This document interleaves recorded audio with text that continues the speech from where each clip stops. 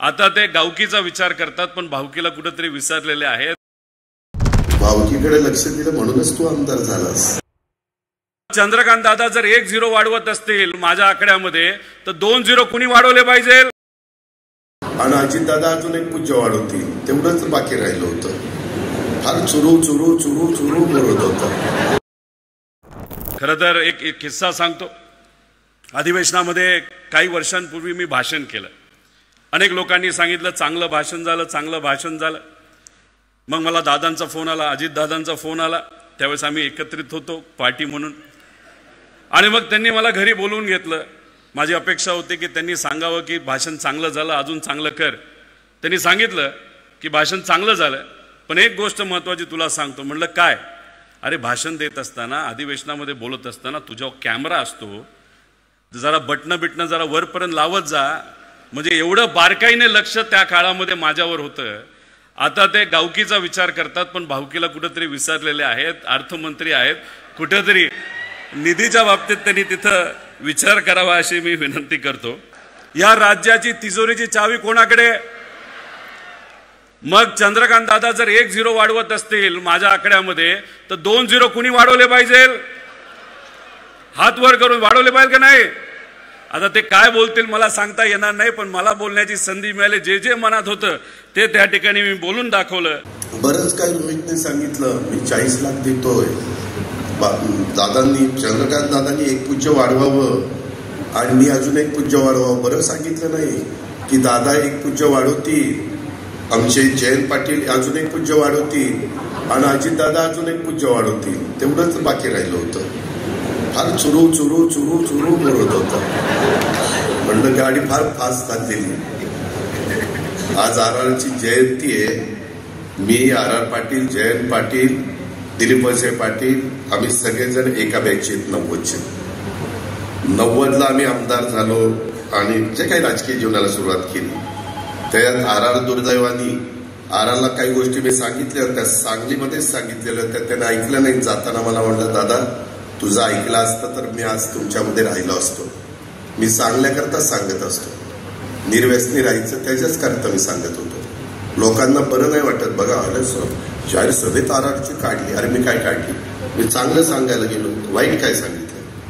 त्याच्यामुळं आम्ही सगळेजण 90ला आलो. 90ला पण आम्ही ज्युनियर होतो. 95 आलं आम्ही ज्युनियरच. 99 आलं आम्ही ज्युनियरच. 99ला तर विलासराव देशमुख, जयंतराव आठवत असेल, मुख्यमंत्री आघाडी करता कसं करायचं, काय करायचं, त्यावेळेस पवार साहेब, प्रफुल्ल पटेल, त्याच्यामध्ये पदमसिंह पाटील, विजयसिंह मोहिते पाटील, त्याच्यामध्ये मधुकर टिचक आणि छगन भुजबळ, हे सगळे राष्ट्रवादीचे नेते होते. मी, RR, जयंतराव आणि आमचे दिलीप वळसे पाटील खूप दिवस असेच वाया चालले होते. शेवटी काय करायचं तर चौघं गेलो मेट्रो सिनेमात कुठला तरी चित्रपट आपण बघत बसलो. म्हणजे आता काय करायचं, हे सांगतील तसं आपण ऐकायचं. म्हणजे कुठली 90, 95, 99 आणि 3 टर्म झालेल्या होत्या. आणि 2004ला आम्हाला थोडंसं विचारपूस करायला लागली. परंतु काही जण पहिल्या टर्मलाच त्यांना वाटतं की मी मोठा झालो पाहिजे, मी भाषण केलं पाहिजे. त्याच्यात आता मी आता माझ्या पक्षाचं काम करतोय, जयंतराव त्यांच्या पक्षाचं काम करतोय, पण माझ्या पक्षात कुणी काय करावं हे दुसरेच सल्ले द्यायला लागले. मला तर काही कळतच नाही काहीच. अरे तुमचं तुम्ही बघा ना, आमचं आम्ही बघू ना, काय करायचं आणि काय नाही करायचं. मगाशी बोलत असताना काही मी सांगितलं किंवा दादा गावकीकडे लक्ष आहे, भावकीकडे पण लक्ष द्या. भावकीकडे लक्ष दिलं म्हणूनच तू आमदार झालास. जरा जयंतराव त्याला विचारा किती मतं पडली, पोस्टल बॅलेट मध्ये आलाय आपण. त्याच्यामुळं माझ्या कुणी मागे लागू नका. तुम्ही तुमचं काम करा. मी तुम्हाला एक अक्षर बोलणार नाही. मी जयंतराव ज्यावेळेसपासून मी आमच्या महायुतीमध्ये आहे, मी कधी तुमच्या कुणावर टीका टाकली केली? काय कारण आहे? तुम्ही तुमच्या विचाराने चाललं, मी माझ्या विचाराने चाललो. आणि शेवटी आपल्याला साध्य काय करायचंय? महाराष्ट्राचा सर्वांगीण विकास.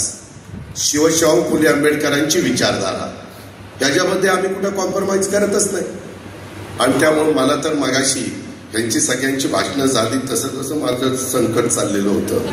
आणि जयंतराव गेले, मला वाटलं की मला एकाने सांगितलं, रोहितनं सांगितलं, जयंत पाटलांचं 12 वाजता काय हेलिकॉप्टर आहे आणि मला त्या हेलिकॉप्टरमधनं जायचं.